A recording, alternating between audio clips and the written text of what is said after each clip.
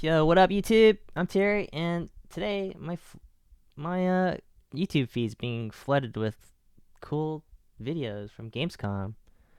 And right now we got Blood Dawnwalker. Whoa, so let's check that out. Some new footage. Let's go. Yo, Blood the Dawnwalkers, man.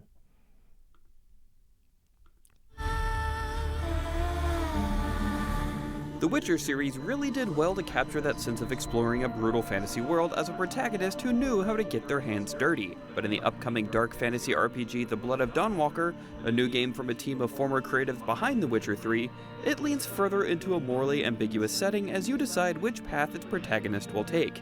One that maintains its human form and ideals, or one that embraces newfound powers as a half-vampire. Just ahead of Gamescom 2025, we got an extended walkthrough of The Blood of Dawnwalker from the devs at Rebel Wolves that put a spotlight on the parallel playstyles of human and vampire action RPG gameplay. So far, The Blood of Dawnwalker is putting forth some strong concepts for its take on a dark fantasy RPG that's all about navigating two different worlds in cunning fashion.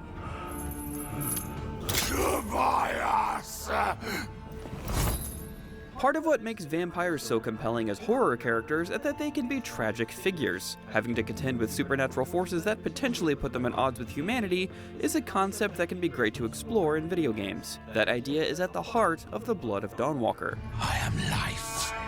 I am life. I am death. I am everything in between. Set in a supernatural version of 14th century Europe, The Blood of Dawnwalker focuses on Cohen and his vendetta against a powerful coven of vampires that seek to take over Europe with violence and even some old-fashioned medieval-era politicking.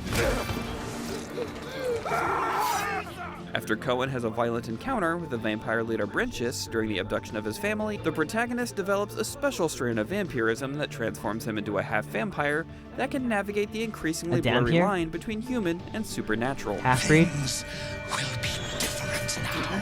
Dampier.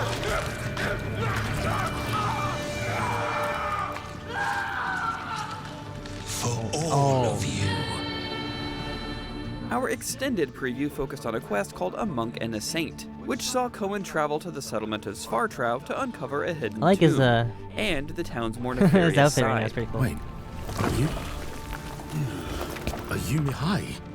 This quest features a round of combat sequences against some foes capable of withstanding Cohen's abilities in both his human and vampire forms.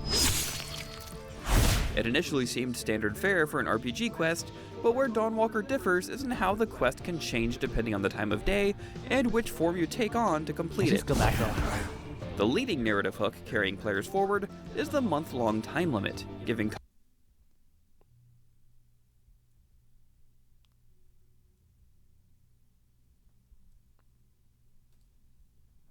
I'm excited for the combat.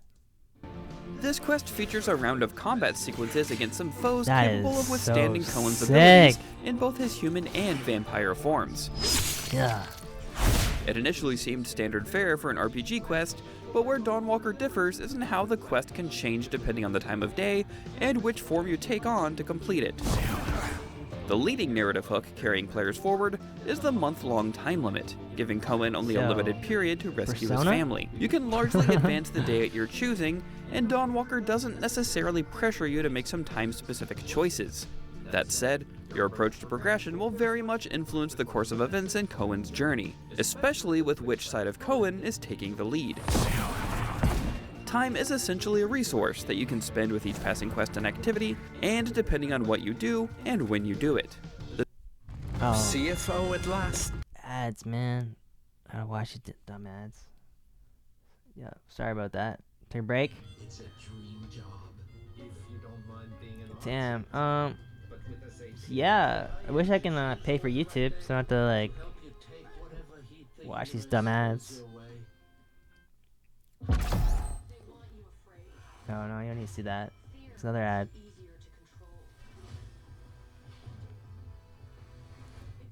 So I can skip it. Alright, cool. The developers gave us a run of the previous main quest from two different sides, as both Cohen's human and vampire forms. When playing as the latter, Dawnwalker shifts to a stealth action playstyle, where the protagonist must avoid detection from guards and civilians. Cohen's vampire Metal Gear? abilities are also unleashed in this state, allowing players to walk on walls, there's teleport, so many good and games use coming blood out. abilities and Jesus, vampiric man. claws to cut down foes. Too many.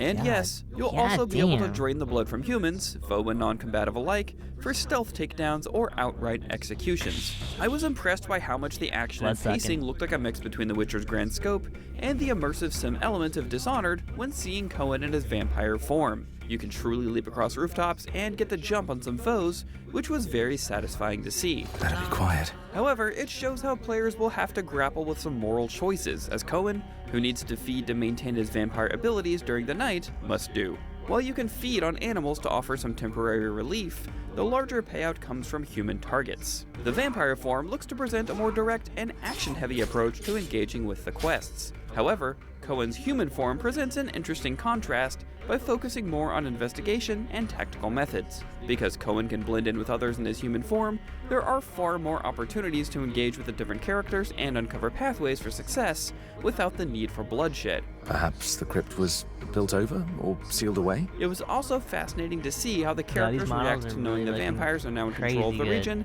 and that life is, understandably, far worse off. When things pop off, combat shows the stark differences in Dawnwalker's playstyles.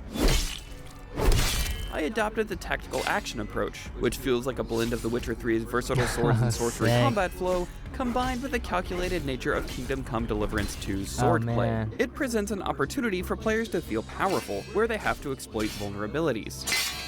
In his human form, Cohen relies on his swordplay, along with that's gadgets and crazy. hex spells, to overcome some enemies.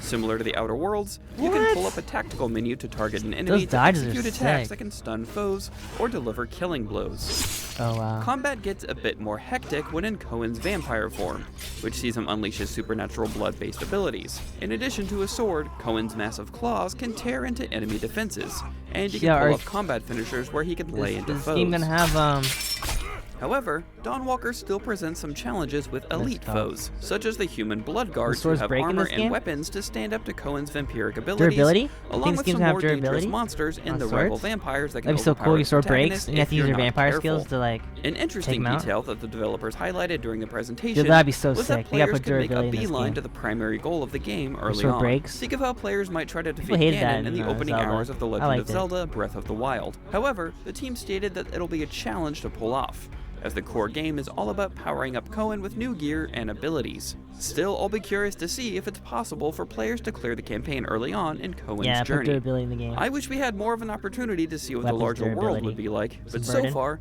The Blood of Dawnwalker captures that feeling of navigating two different worlds as a half-vampire, which is a very compelling premise for a role-playing game. Compared to The Witcher 3 or developer Dontnod's Vampire, The Blood of Dawnwalker captures that open-ended freeform nature of classic role-playing games like Gothic 1 and 2, which is exciting to see. Hopefully the full game will be able to deliver on the concept game of a looks vampire sick. RPG I'm with hyped some for this one. world-changing stakes. For more on IGN's coverage of Gamescom 2025, check out our recent previews of Ninja Gaiden 4 and Marvel Oh, I might Cosmic check that out. Invasion. And of course, for everything else in the world of video games, stick with IGN. They tried to change me into one of them. But I became something else instead.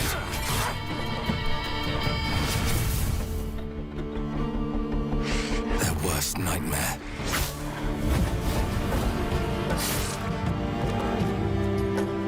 A Dawnwalker. Trapped between the two worlds. Fighting to even the score. Fighting to understand the evil behind it all. He is out there watching, seeping into you, growing. 2026.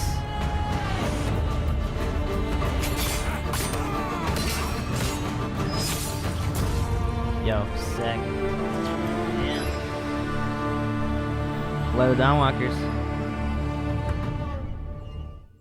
So yeah, man, that's Blood of Dawnwalkers, man. Damn, Cohen?